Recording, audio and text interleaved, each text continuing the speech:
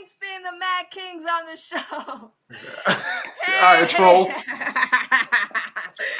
Oh man, we are back once again. I'm Maddie from Top Rope Squishy. We got Lou from the Bronx in the house. Say what up, Lou? Lou from the BX here, host of the Everything Podcast. What's up, everybody in the chat? Yes. Let's do this. We got Sunny Midnight in the house. Say what up, Sunny? What's good, man? You know, Sunny Midnight EXP 17 Universal, and that's literally the truth. Everything. If you text or look for that name in anything, any social media, game system, whatever, you will only find one, and it's him. So look. Fun fact: me and Squish had a nice little conversation while we could not connect to Xbox to try to beat somebody that won't keep getting on our nerves. Yes. And we had this story time of how we got our names, right? So that was a very interesting conversation. Yeah, that was really interesting. But hey, you guys let me know about that Xbox. I got Xbox and PlayStation. We can do this. Word? Okay, we gotta talk off the line. We were trying to we playing Outriders right now. I'm Tony. Down. I'm the third chair, bro. Let's go. That's four. All right, we gotta talk offline. People, let's get started. Before we do though, please subscribe. Like, if you're in the house, hit like. Hey, Anna. Hey, No Neck Monton. Hit like. Hit subscribe. Make sure you follow my homie here, Sunny Midnight, on Twitter, on Twitch, on Instagram at Midnight Express 17. Go to his podcast and subscribe. And Lou from the Bronx, please follow him on Twitter and subscribe to your podcast. Where's your podcast? Where can we find your podcast? My podcast is called the Everything Podcast. It's not a wrestling podcast, but it's basically about whatever I feel like talking about. So politics, not so much, but real life shit, mental health, etc., etc. Everything. Oh, correction. I don't have a podcast right now. Mine is just really y'all are subscribing to watch me get my ass whooped on Mortal Kombat. So that works too. Listen, we got a lot to talk about. This show was crazy. But before we get in, there's so many independent shows happening on Saturday that I want to give them a quick shout out because we gotta, support the independent scene. The first one I'm gonna talk about real quick is Battle Club Pro. It's happening on Saturday in Brooklyn. It's called Above the Ring. If you're interested, reach out to Battle Club Pro or Jobber Slam. I am one of the many sponsors. Happy to say that there's a lot of sponsors. Dope. Yes, really dope. And the main event is with Tasha Steele versus Big Swole. I mean, if you are anywhere near Brooklyn or you're in the New York area and you want to go see this show, hit up Jobber Slam, hit up Battle Club Pro, get your tickets, come see it. I will be there.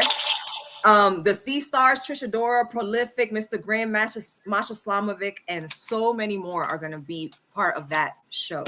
Also, on Saturday, one of my favorite promotions, Mission Pro Wrestling, is going to be having their Play Hard, Hustle Harder show. People, if you can't get to Conroe, Texas, Title Match Network, you can catch it there. Yes, support. And Holly Dead is going to be going up against La Rosa Negra for the belt, people. You guys can't miss that. Thunder's taking on Janai Kai. Renegade Twins are going up against Maddie Rakowski and Dulce Tormenta. Genocide's going to be in action. Terrell, hi Terrell. You reach out to Battle Club Pro or Jobber Slam on Twitter. I'll hit you up on the DMs.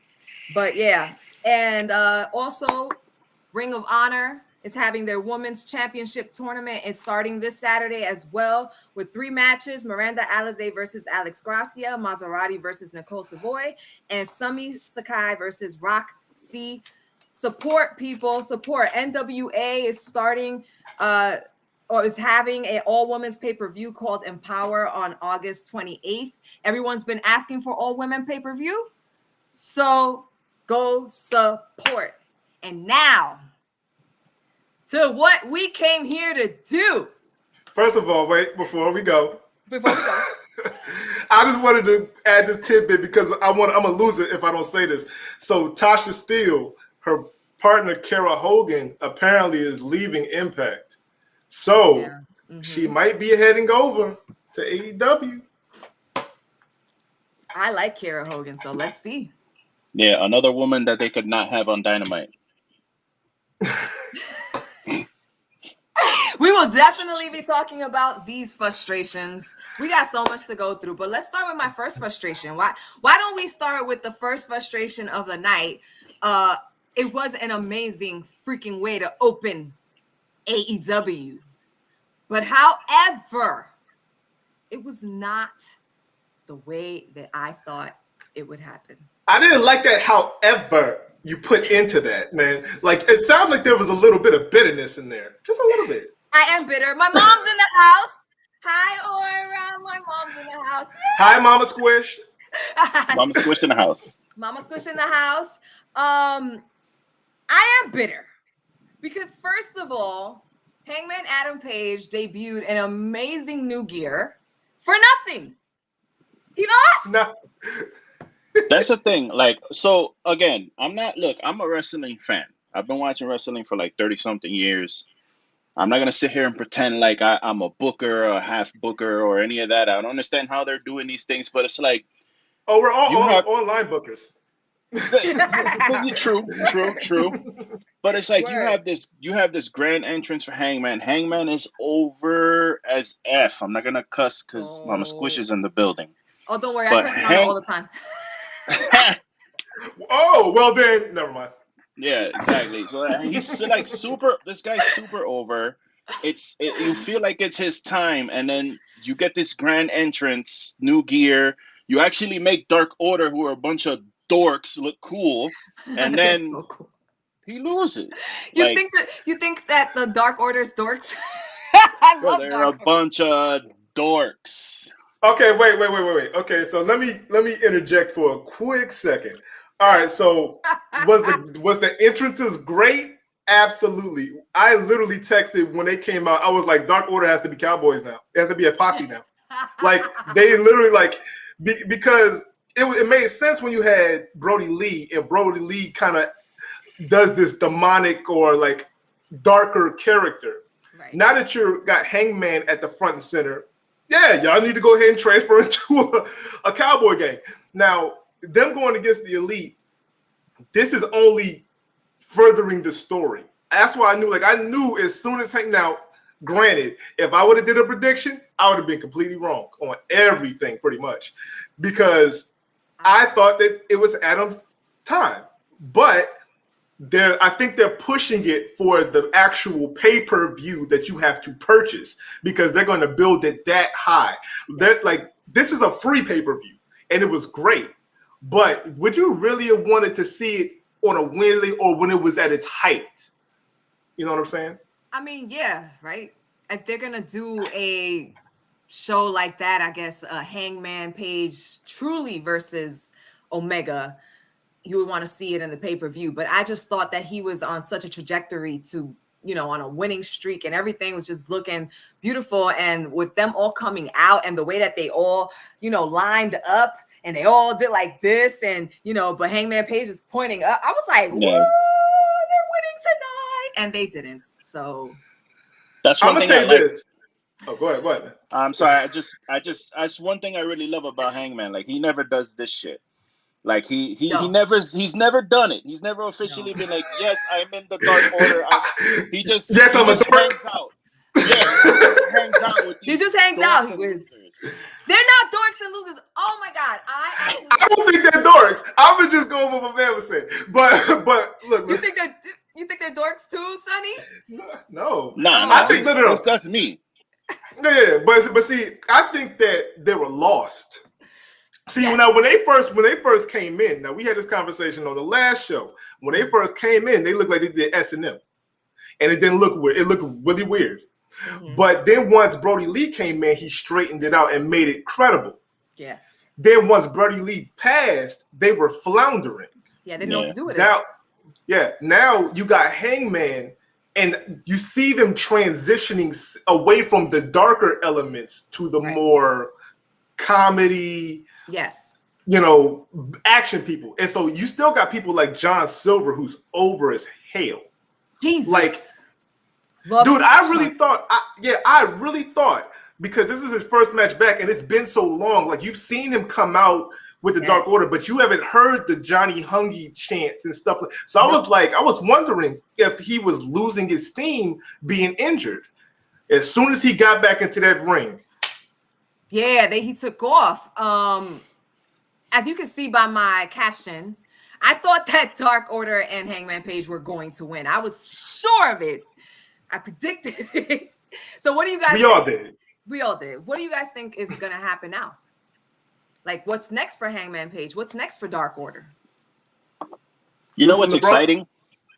You know what's exciting is that usually, like the last time I was on this show, I tend to, whenever I give a prediction, I tend to look at it from like the booking side. Like, okay, you know, like when we talked about Sammy and MJF, I was like, okay, you know, he lost last time, so they're not gonna have him lose again, so he's probably gonna win. That's usually how my brain works. Yeah. And this is actually exciting because now, like, I don't know. Like, I don't know what they're going to do. Like, I don't know how they're going to get him back in the title picture, if they're going to have a battle royal, if they're going to have a tournament, if they're going to... I don't know. So it's like, now you got to watch. You have to watch. The battle royale. That's what I was thinking. It's almost like genius. Like, you have to watch now because you don't know what they're going to do. Yeah. I think... Go ahead, Sonny. Go ahead. Oh, no, I didn't want to... I'm sorry.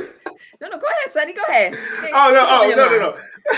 I was just saying, like, okay, we all thought that it was Hangman's win, you know, but what the fuck? I here's my thing.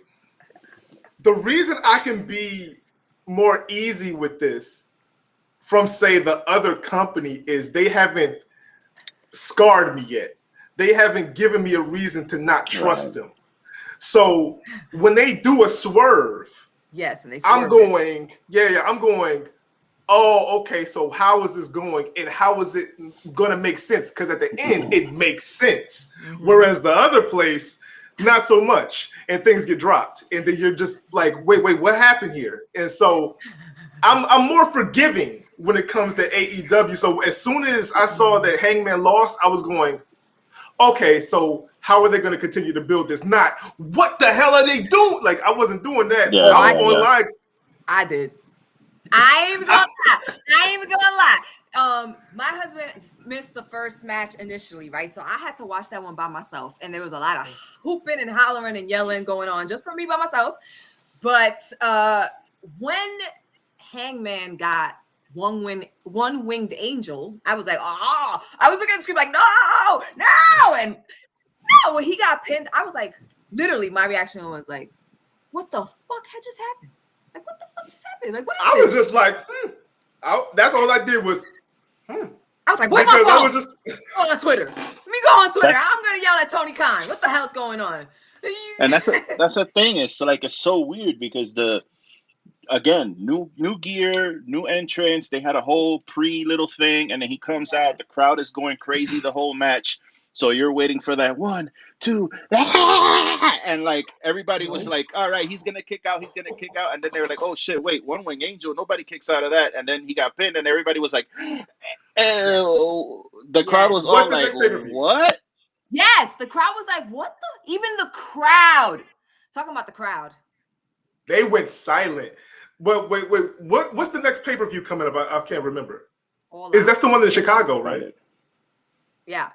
Is that the one at the United Center? September 5th. I think. Yes. That's the one. Yeah, that's the one in Chicago. That's where Hangman wins. I guarantee you, because they're gonna bring out CM Punk. They're gonna bring out Daniel Bryan. This show is going to be This is going to be WrestleMania for AEW. Yeah. This show is literally going to skyrocket all out. This is going to skyrocket everything. I guarantee you. They're like, we want to give Hangman this title change, but we got to wait till All Out. They're going to bring out CM Punk. They're going to bring out Daniel Bryan. They're going to have all this other stuff coming out.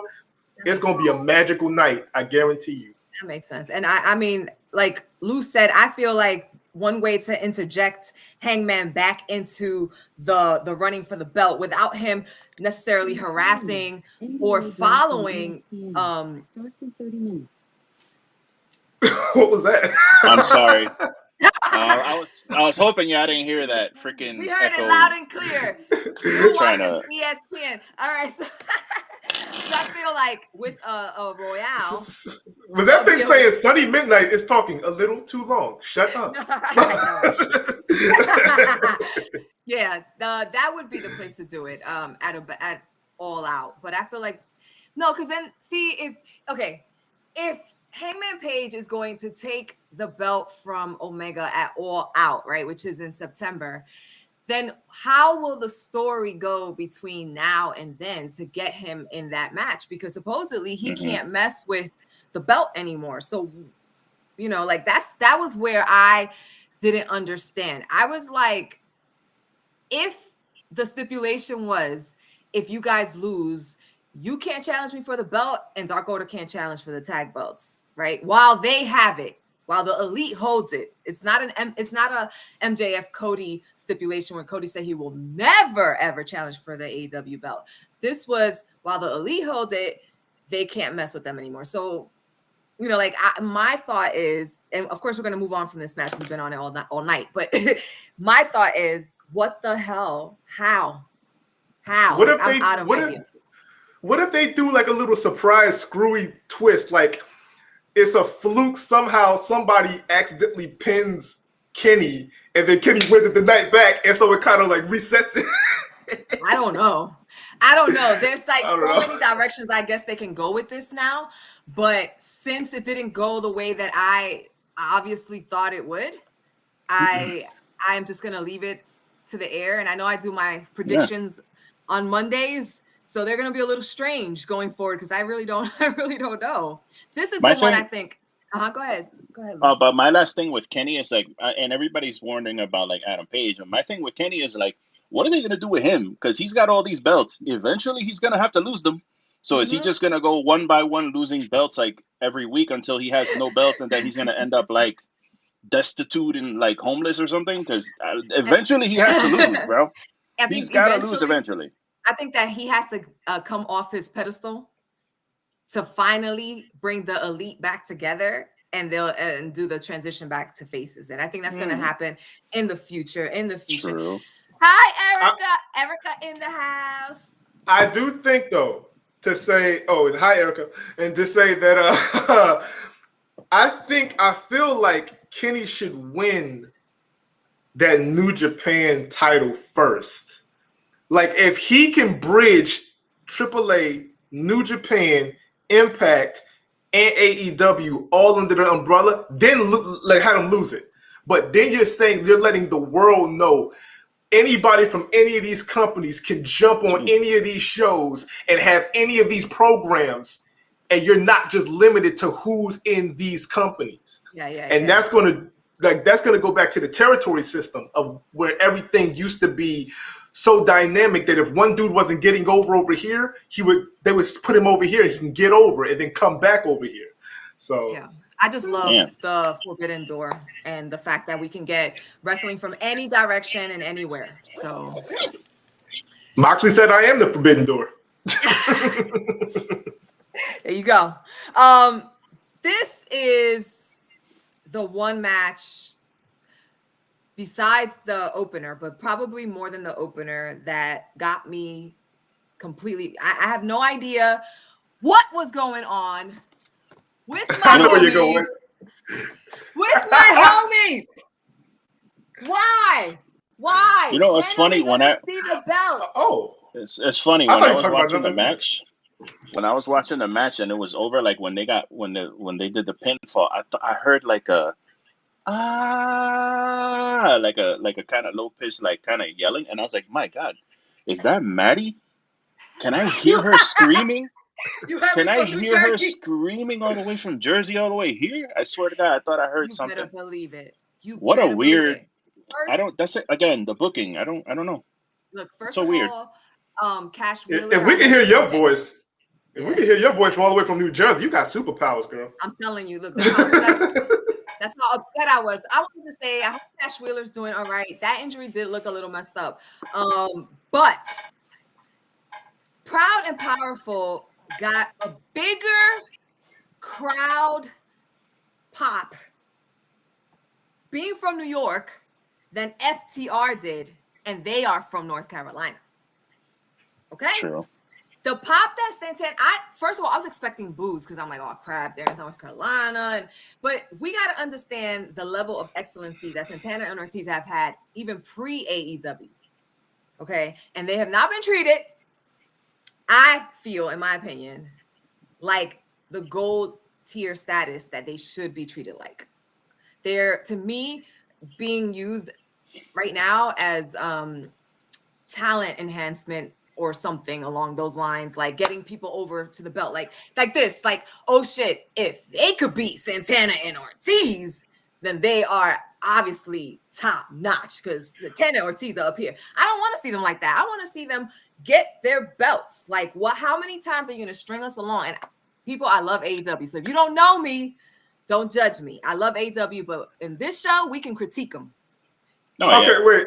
So I'm gonna say that Santana and Ortiz, I guess, would fall into that best friends, where it's like they're over, but they're not the guys. And so it's like, all right. So this match actually confused me. I did think that this was Santana and Ortiz's time, especially after that Santana promo. Like, you have to win with that one. But once again, a little forgiving, because you haven't messed me over yet. I'm going to see where they takes this. I'm hoping this is because now, yes, their golden goose tag team wise is always their Young Bucks and FTR. But Santana and Ortiz is becoming that golden group too. And you can't just keep leaving them out of the conversation. So I'm thinking the only logical step to taking the straps off the Young Bucks is Santana and Ortiz. It's just how are they going to get there? And I know it's All Out. Really? You think All Out? I think it's going to happen in Queens, in New York. Really?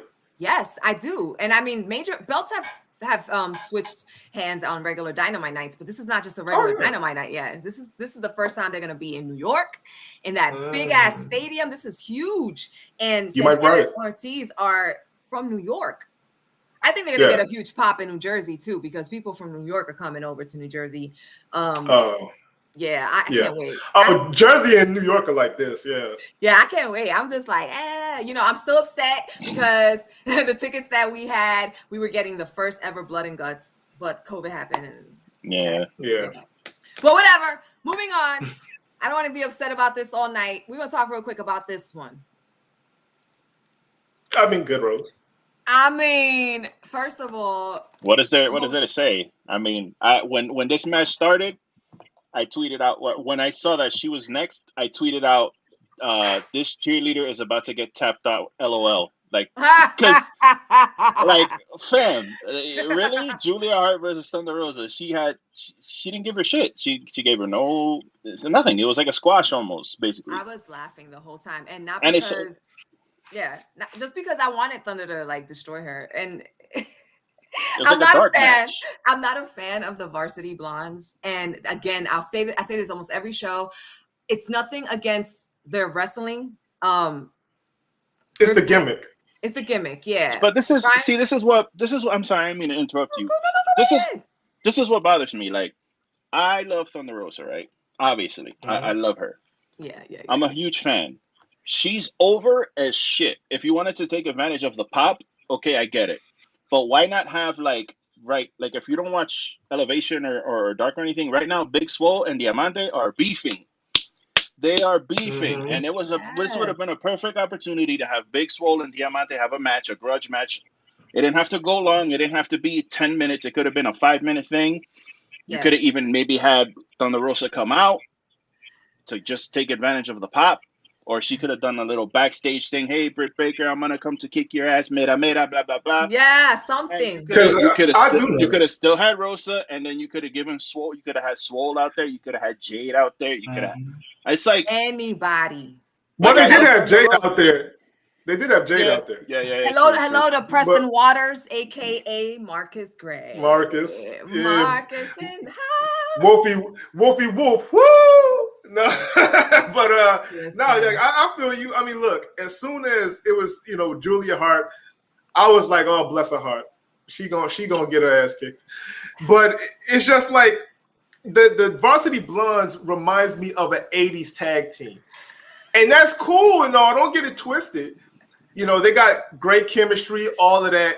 But how far is that shit going to really go? I'm not a fan. Then it's like, all right, you putting her against, and as soon as you know, like, you don't even have to know the card.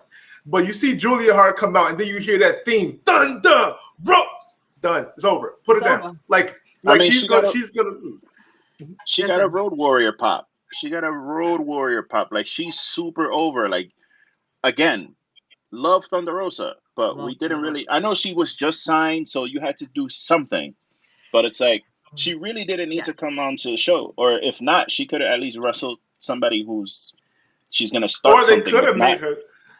Mm-hmm. Or they could have made her and Britt have something, because you know that if Britt loses to anybody, it's going to be Thunder Rosa.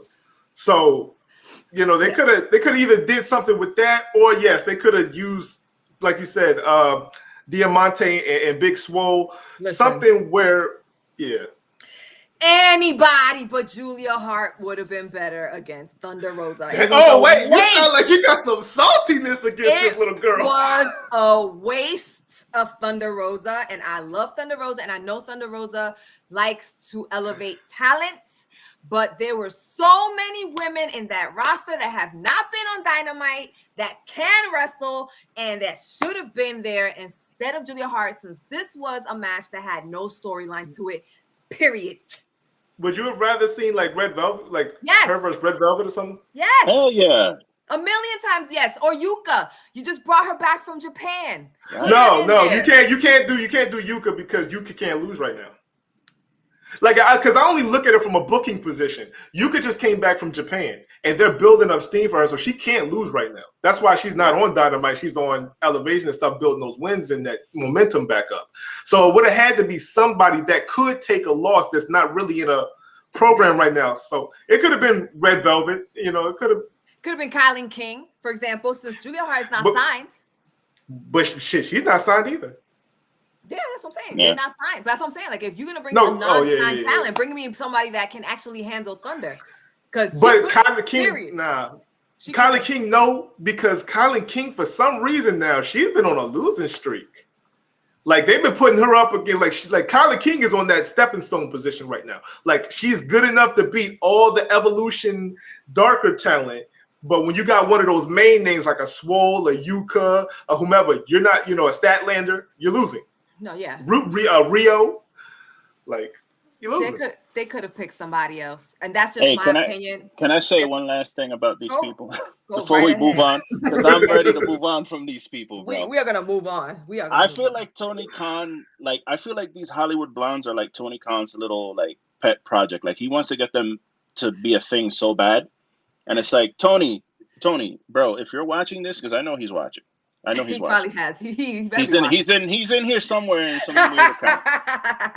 Bro, nobody cares about the Hollywood blondes. Nobody cares about the Hollywood blondes, bro. They're talented. I get it. They can work. They have a great look. They're all in their gimmick. They're 100% selling their gimmick.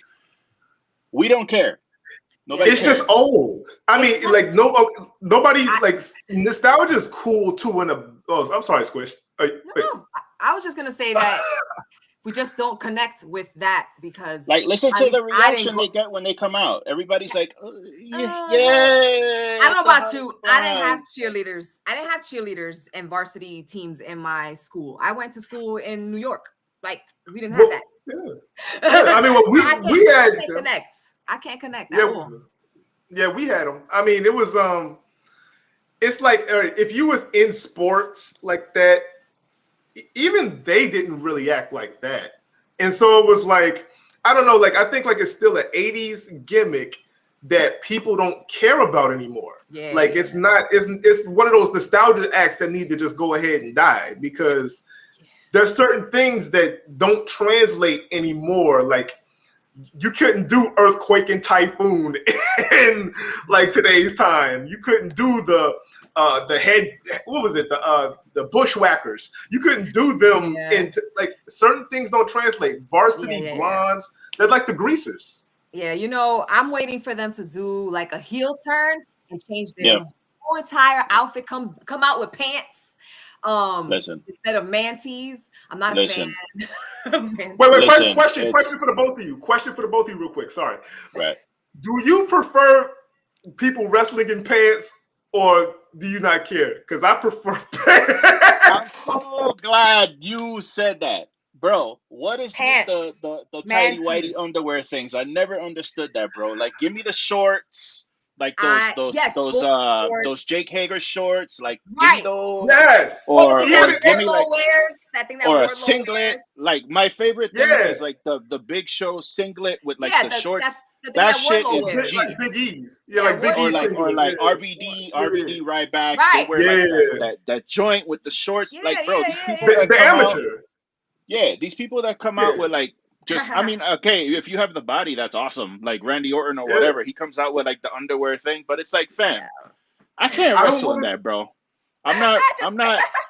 You can't have a big. I wouldn't wrestle. You can't have big meaty men slapping meat match with that underwear on, bro. I'm a Wait, have female, you seen it? And I'm not having it. Like, I just don't enjoy it. Have you seen that dude? Have you seen a dude called what was his name? Big Romero or Big? I don't know. Whatever. Never mind. He said ROH or something.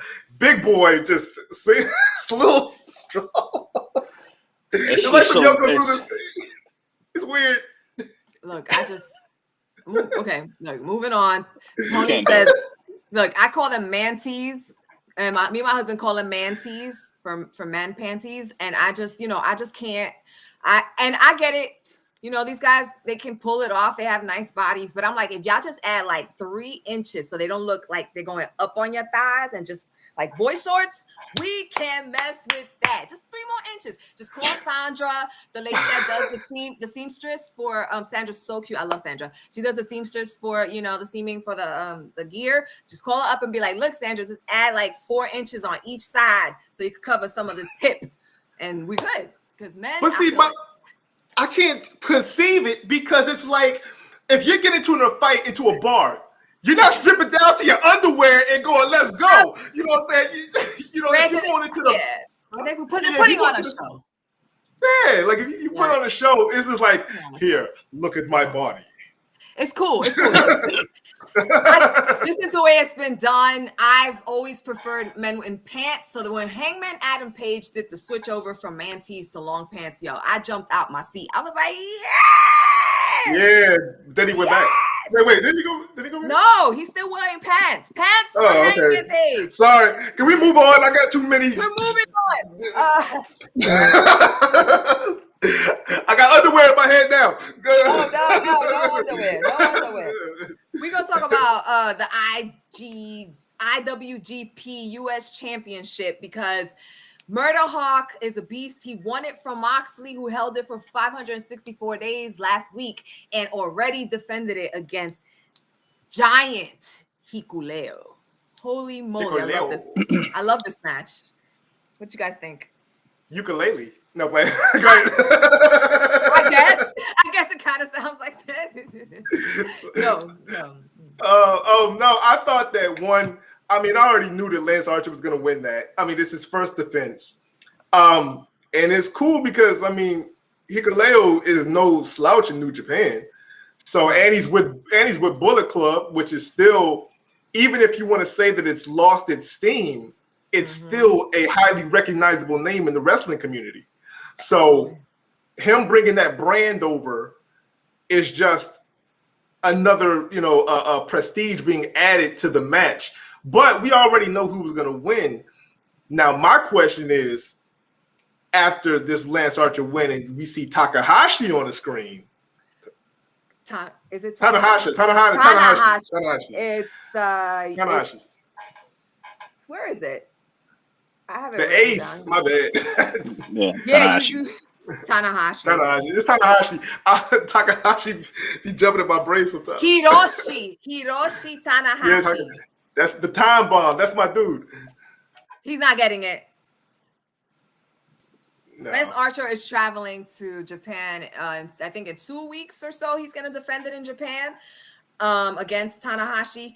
But he's going to retain. Like, he literally just got this belt. Yeah, he's not flying all the way over there to drop the belt and come back. Like, they're not doing that. Right, like Takahashi, if you want that belt, you come here and get it. See, I know, but it's setting up to something from Moxley, because we saw Moxley with that promo later talking about how the Ace was ducking him. So I feel like Moxley's gonna find some type of way to either he's gonna come after the match and jump him, or he in the middle of the match distract him. Some type of way for Lance Archer to beat Tanahashi clean, and then we can move on to Tanahashi and Moxley. Yeah, that's what I was thinking was going to happen. Like, after Lance Archer's probably going to win, and then at the end, to kind of cover up the loss, like, Moxley's going to run out, beat the shit out of this guy. They're going to fight, and that's going to set them up, because really Moxley right now, it's like, well, what can you do with him? Like, in AEW, like, he's not going after Hangman. That's done. He's not going to go after the TNT title, because we'll talk about God's favorite champion in a little bit. But he don't want the smoke with him. So, like, what else is he gonna do? They already went after the tag belt, so it makes sense for him to, like, mix it up with Tanahashi now. But how about Ming? We talk about Ming coming out. Freaking King Haku. Dude. That shit. I got up and King ran. Haku did come out. He did come out. I got up and ran when I saw him coming out the tunnel. I got up and I ran to the living room and I ran back. You know what? I've never seen somebody's popularity grow through stories. Like, literally, when he was wrestling as Ming, he wasn't that over. He was mid-card at best. But through all of those shoot interviews where you heard of all those fights he got in and those crazy stories, it's like New Jack. It's like him and New Jack were two people that were like, all right, in the ring, oh, okay, yeah, they cool and everything. But what they do outside of that ring is like, yo, these people are crazy. That's why promos are so important, and that side story shit is so important. Think about it. If we didn't have BTE, Dark Order and Hangman Page probably wouldn't be as popping as they are. Nope, never, not at all. True. So these side stories do help, and the promos. Hangman, yes, because they still could have did stuff on screen that would have translated, but it was a more fleshed out story through BTE because of the whole drinking, and you saw the elevation of his character. Yeah, but it would have been slower. His connection with Dark Order would have not been there, because that happened. Mostly in BTE. That developed in BTE. So, So we got 2 matches left to talk about. I think I'm gonna leave the main event for the last, and we're gonna talk about this one. And this was a good match, but quite frankly, even though it was like a good match and I totally enjoyed it, I couldn't care less. Didn't need it. Didn't even really need it. I mean, I get you got to have Jungle Boy come out so everybody can sing and get the pop or whatever. But, like, this match came out and I was like, oh, okay, let me go to the kitchen, get my drink. Let me go over here. I'll come back and get ready for the main event. But that's what the match was for. Yeah, exactly. I think they literally did it for the pop. And then once the match is happening, you could go do what you got to do and come back. And it's not really, there's no stakes. People weren't going to take that break for Thunder's match. So, they weren't taking it for that or the last. I totally took a break on this match. I just went to the kitchen, but hey, I did move, And I think I have to talk about this real quick because this has been bothering me for a while. Private Party. Okay, they were one of my favorite tag teams right next to Santana and Ortiz when they were Private Party. Now they work for the UPS office. I hate their outfit. I hate the fact that they've lost what made them them. You know what I'm saying? Like, they were popping and they had like these cool colors and everything happening. And I love Matt Hardy, but I don't like Private Party and Matt Hardy together because I feel like Private Party just got lost. Literally, like they work in a Hardy office. You know what I'm saying? Like, it's so weird. How do you guys but I feel like it's needed for them to be better, because when they came in, they were still only both had, I think, about 3 years of experience under their belt. With Matt Hardy in their ear, giving them the tools and giving them the knowledge, it's the same way that Christian Cage is moving with Jurassic Express.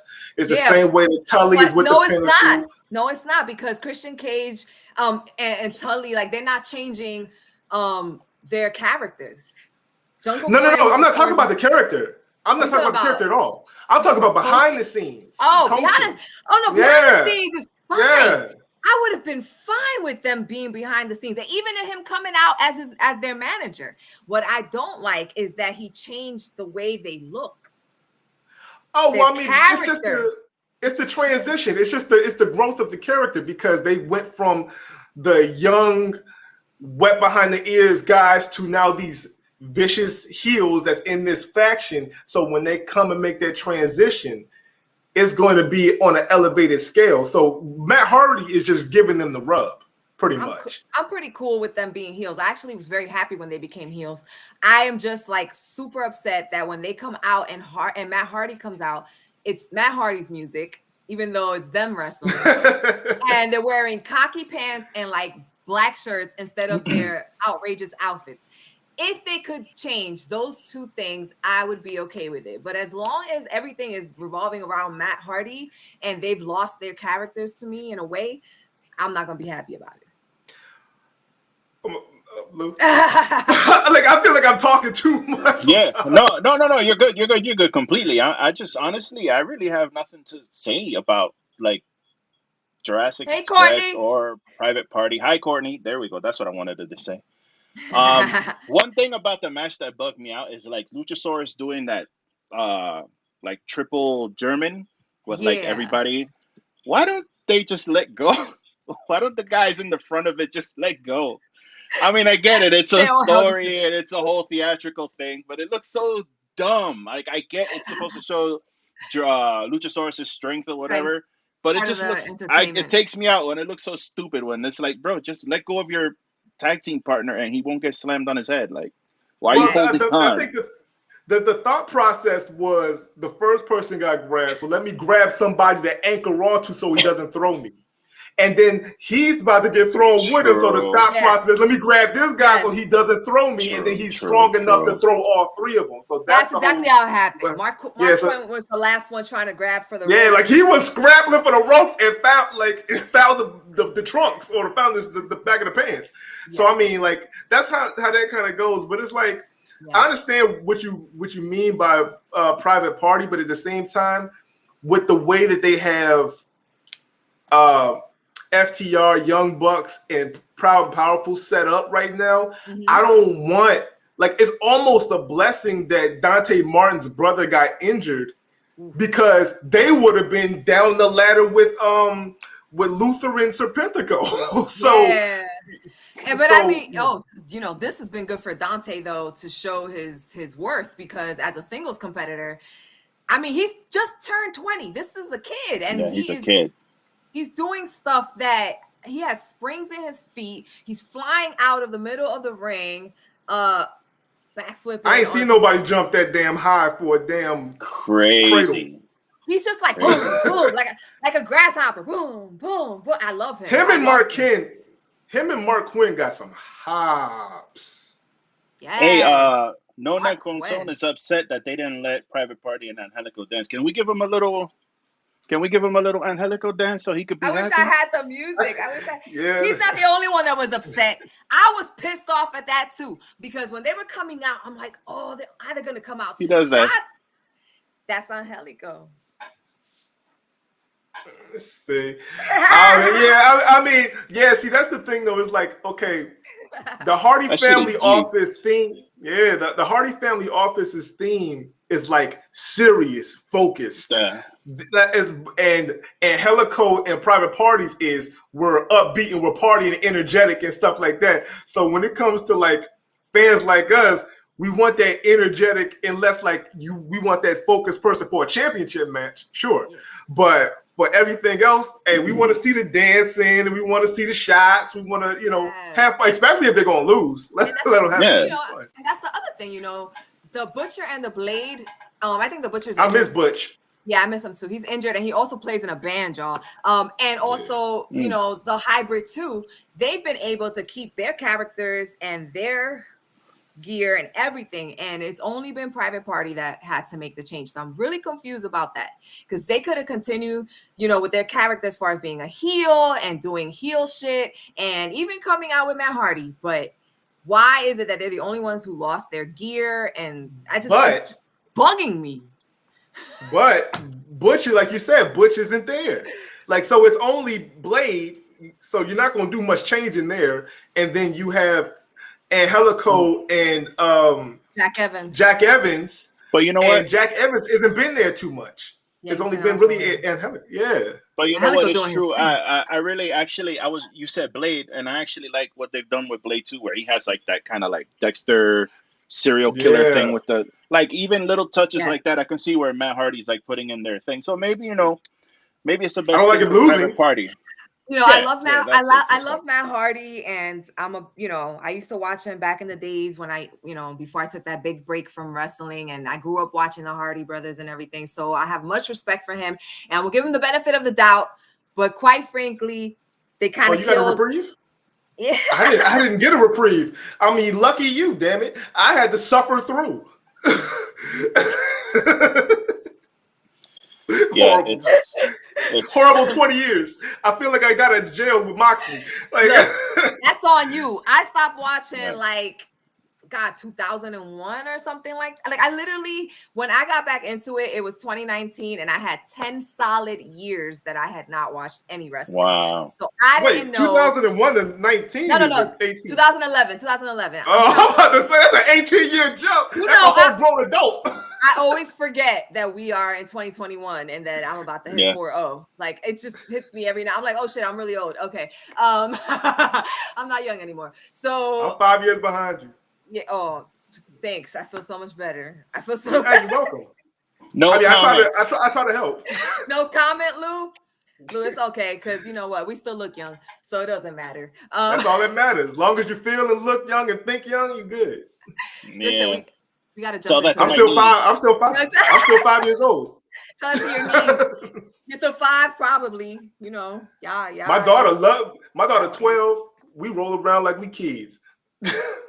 Hey, you're the one who, cool. People make themselves young. That's how I feel. It's up to you. I know I always walk around saying, oh, my back hurts. My husband can attest to this. My back hurts. I'm tired. See, did you see what he put in the chat? Did you see what my husband put in the chat? It's over.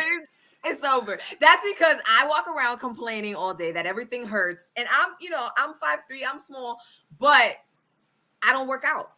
I know, Sonny. Wait. I work out, and every time I get out the bed, I hear crack, crack, crack, crack, crack, crack, crack, crack. I'm like, what the hell is going on? Are you saying it's not worth it? Should I not work out?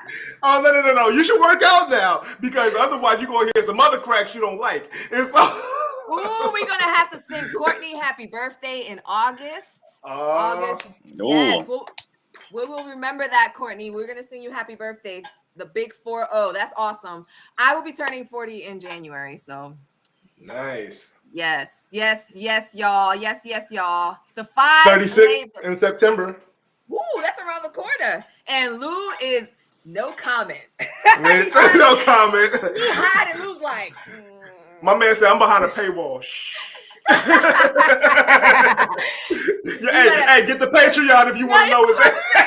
You want to know my age and you want to see some shirtless pictures, you hit my Patreon. OnlyFans / Lou from the BX. There you go. Hey, everybody. Hey, what's the monthly subscription? Follow him on Twitter and get your Patreon account. Oh, you heard that? Sound effects. Oh, my bad. No, I hit my daggone Joyce in like the YouTube video I was watching. Great. We've had ESPN. We have side effects. Look, the 5 labors of Jericho. I didn't know y'all could hear that. Yeah, I heard it. It's all good. This was crazy. This main event was crazy. And mostly because I think about like everything that Nick Gage has actually been through in his career.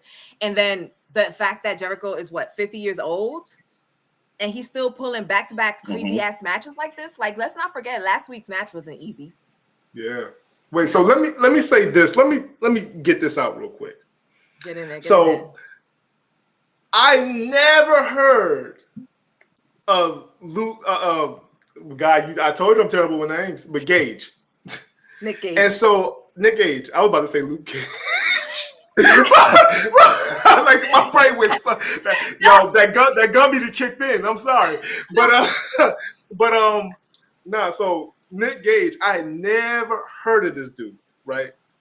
And so I see on Twitter, Matt Cardona getting pelted by a bunch of right. So I'm looking at this, I'm like, yo, this is nuts. What the hell is going on? This is foul. This is messed up. Why are they doing this to him? So I see it's GCW Homecoming. So I go, all right, let me go and look at this because I need to understand how this happened. And so I'm watching, and most of these matches, I'm going, wait, what? What the hell is going on? Like, they light tubes, everything from a brick to whatever. And I'm going, yo, this is insanity. Yeah, and so I finally get to the Nick Gage Matt Cardona match. And I'm just like half the joints, I'm going like, it's brutal. It's brutal. Like uncomfortably brutal. Like street parking lot brutal. Like, and I mean, I'm used to street parking lot, but not that type of shit. So I'm like, I was okay with it. I really was. I didn't have a problem with it. It was just, I think it was really brutal, and that's what we were expecting. But I don't think a lot of fans have seen, or I don't know. I can't really speak because, like I said, I was gone from wrestling for a while. But I'm not sure if people that watch have been watching wrestling pre AEW have gotten too many of these types of matches on TV. Like in the indies, yes, you will always see crazy shit in the indies, but like on TV, I don't know. Like WWE, have they done matches like this recently? I'm not sure. Never. I don't know. Okay, so that's probably why some people were uncomfortable. I feel that they're not used to seeing this type of stuff, but you know, to me, I knew what we were coming for. If what the first thing I did was look up Nick effing Gage when he was announced last week, because I had heard of him, but I had never really like looked him up. When I looked him up, I said, "Oh shit, Jericho's going back. It's over." But I had a feeling he was going to win anyway, because I just don't see Jericho losing. I also agree with Thresh, and with my husband, three-ish. That I'm sorry about that. I can barely see. You see me in the screen, like I can't see. That this is going to be like Jericho's final hoorah. I'm not saying he's going to disappear completely from wrestling, but I feel like he's going to take on more of a commentary role. Part-time. Yeah, and he's going to come in once in a blue to do like a Undertaker role. Yes, because let's be honest, like Jericho has always been like a pretty hardcore wrestler, and he's 50. So he's going to go out big, and I feel like this is his 5 Labors of Jericho, and this is just number 2, y'all. See, go ahead. No, I'm sorry. My thing is, I'm in agreement with Jericho. It looks like he's kind of getting all these matches and characters out of his system because this is like basically it for him. I don't know if forever, but you know, he's bringing the Painmaker back. He's wrestling Nick Gage. You got Hoovy coming next. God knows there's still 2 more after that, right? Because this was the second or the third. This is the second. This next one is the third. So he's got 2 more. Thank you, Crow. So it's like, my thing is this. I've been watching wrestling again a long time because I'm old. So in 1995, I've noticed that even in like watching movies and all that, I'm not able to watch the things I used to be able to watch. So in 1995 ECW, there was a Taipei death match between Ian and Axel Rotten. And these 2 guys, like a Taipei death match is where you tape up your hands, you put glue on, and you dip them in glass. Woo! And then you beat the shit out of each other. That's like that John Claude Van Damme. Exactly. That's exactly what it's like. Bloodsport. I must have watched that match 1,000 times. Just because I was back then, because I was just like blown away by that. I wasn't used to seeing that. Now, I'm not a big fan of the deathmatch stuff. Like I look at it and I'm like, holy shit. I just think about what can go wrong. That's because we all grow. That's because we all grow and develop as people. And so things that we used to like I could, like I would sit there and, I could watch that type of stuff. Like even like you said with the horror stuff, or dramas. I could watch dramas all day. I would sit there and watch, I would have to tape General Hospital for my mother every day after school. I would literally watch that show as it was taping because it blew my mind how crazy it was. So dramatic. This part of my life now, I'm so positive and everything. I don't want to see that dramedy, messy crap. You know what I'm saying? I understand. I don't got to see it all the time either, but it doesn't bother me. But I am going to say I do cringe. And I do think it comes with age, like the cringing and the worrying about what can go wrong. Because when I was watching the initial match, the first match with the Hangman and Dark Order versus the Elite, when Stu Grayson fell, when he wasn't caught and he hit his head. He hit his head, bounced off the ground, man. Yes. I was just like, holy shit. I was like, oh no. I got I'm going to say something. I'm going to say something that I know that is going to make us sound very bad in this light. Well, but I'm going to say this. It makes you sound bad. Sunny Midnight talking. No. Okay. When we were younger, we didn't think about mortality. We didn't care. We thought we were going to live forever. So if you saw something crazy, you go, ooh, but okay.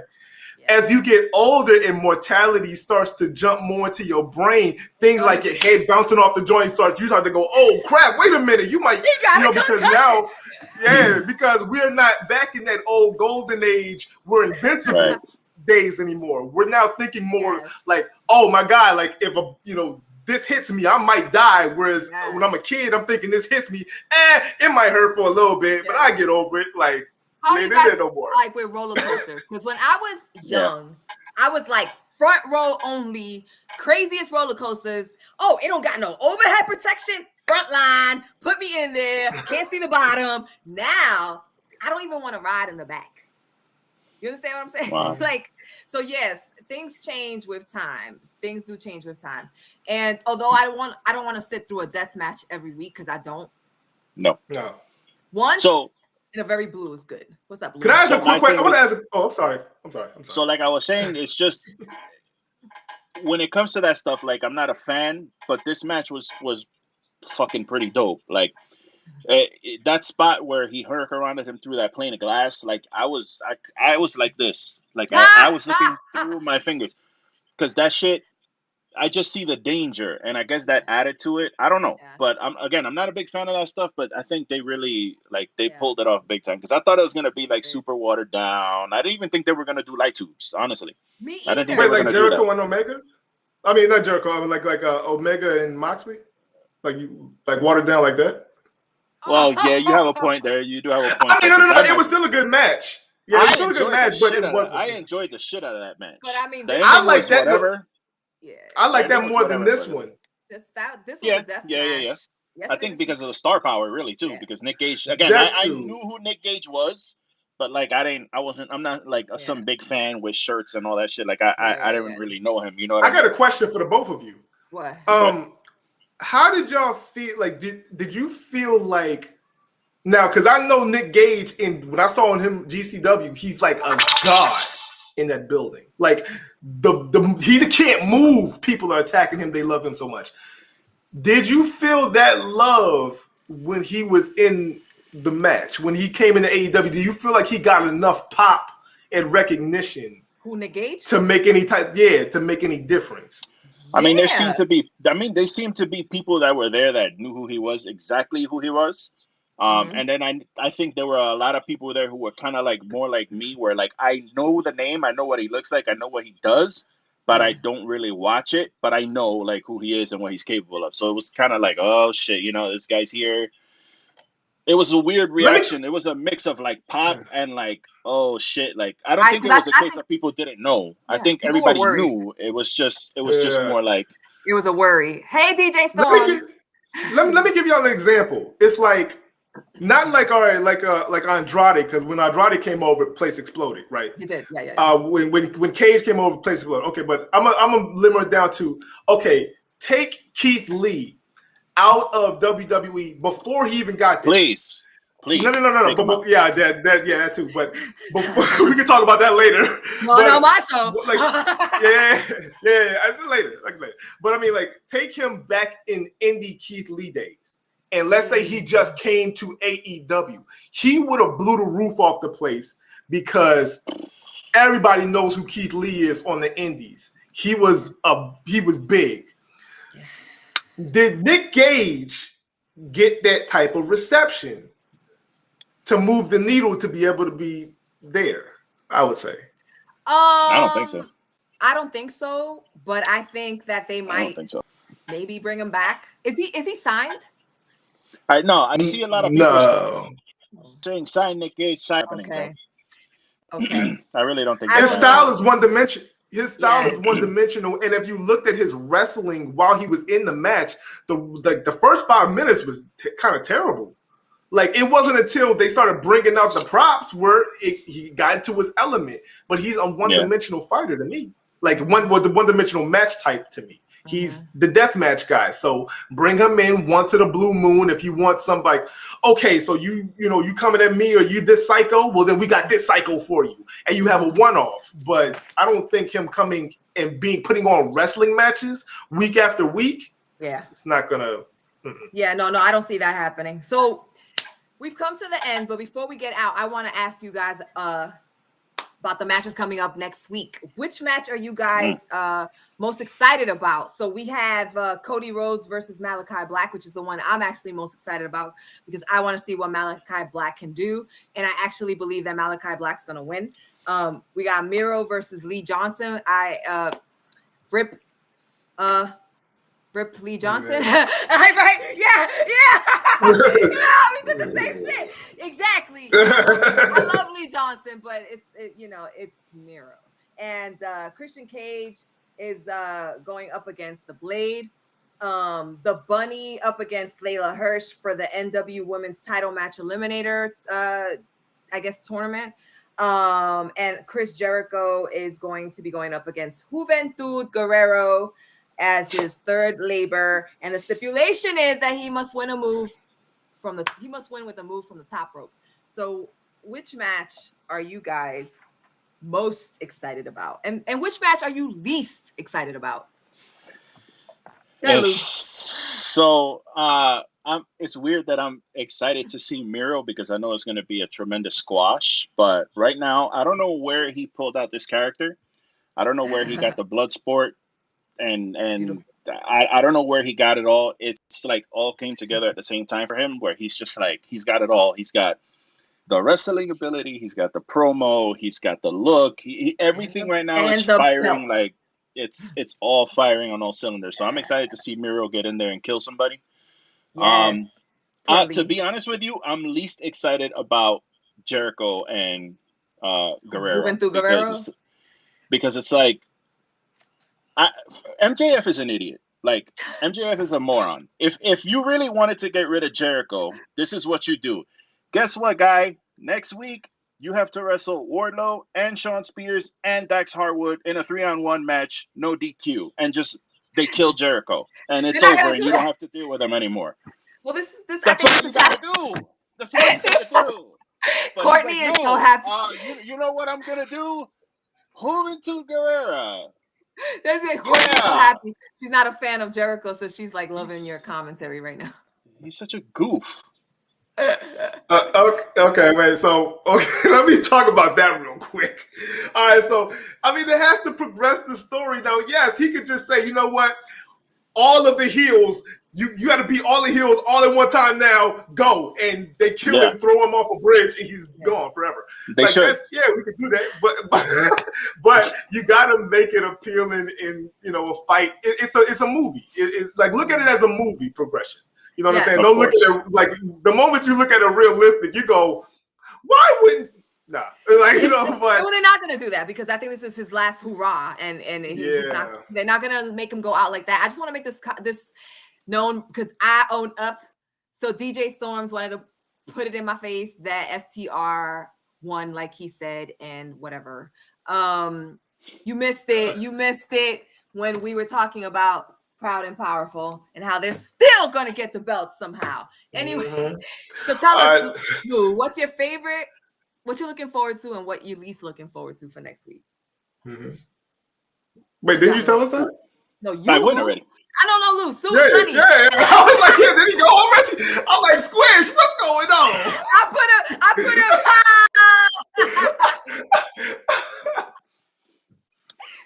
my man was like, yo, I just told you I'm looking forward to my man Miro. And listen, you don't understand. I'm looking at you, Sonny. Yeah. And I'm like, Lou, what are you waiting for? All right, I'm sorry, Sonny. I've had a long day. All right, so I'm gonna say this. I'm actually looking forward to a couple. Okay, so I'm looking forward to Miro. Did we lose Lou? Yeah, we lost Lou. It's okay, keep going.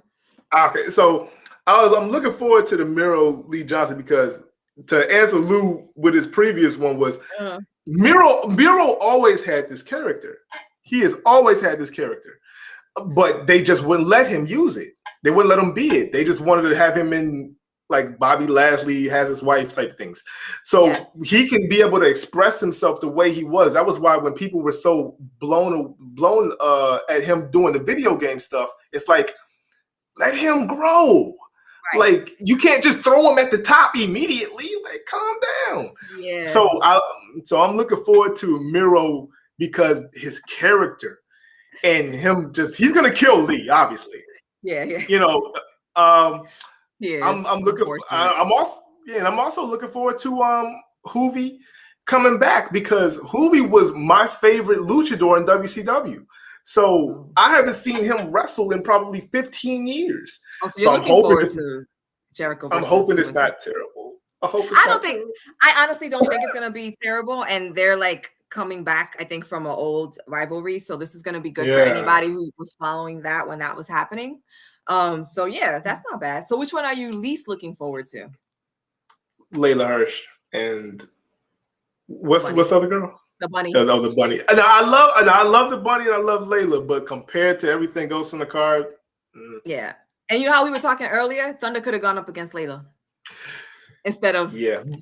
But anyway, we've gone through that. We lost Lou. I didn't kick him out. He didn't leave. Lou, where'd you go? We lost him, but it's okay. We're getting ready to close out. But before we do, I want to give him a quick shout out. He's gone, but if y'all have Twitter, please go follow Lou from the Bronx and check out his Twitter. He has a podcast on YouTube, so make sure you subscribe. And Sonny McKnight, please follow him, Twitter, Twitch, Instagram at Midnight Express 17. Anywhere you go, it's Midnight Express 17, including Universal. YouTube. It's Universal. So people, Lou said he's trying to get back in. Lou, I don't see you on the side. Say goodnight, Lou. Let my man get back in and say goodbye. Let him take his bow. Lou can take his bow. If I see him pop in while I'm saying goodbye, I'll let him come in. But I don't see him come in, and he's having connectivity issues, people. That's what happens live. But anyway, I had a great time. People, if you join, please hit that like button. If you don't subscribe to my show, please go and subscribe. This was a great show. I loved you guys on my show. Please come back. I know you guys all the time. Of course. We got much more crap to talk about. Me interjecting my long-winded opinions. It's all good. It's all good. We always get people that like to talk. I love talking. It takes me a lot to like bite my tongue and not interrupt everybody every single minute. But anyway, Lou, thank you once again, people. Thank you, Sonny. Thank you, everyone that showed up. I had a great time. Be safe. Peace, y'all. Have a good night.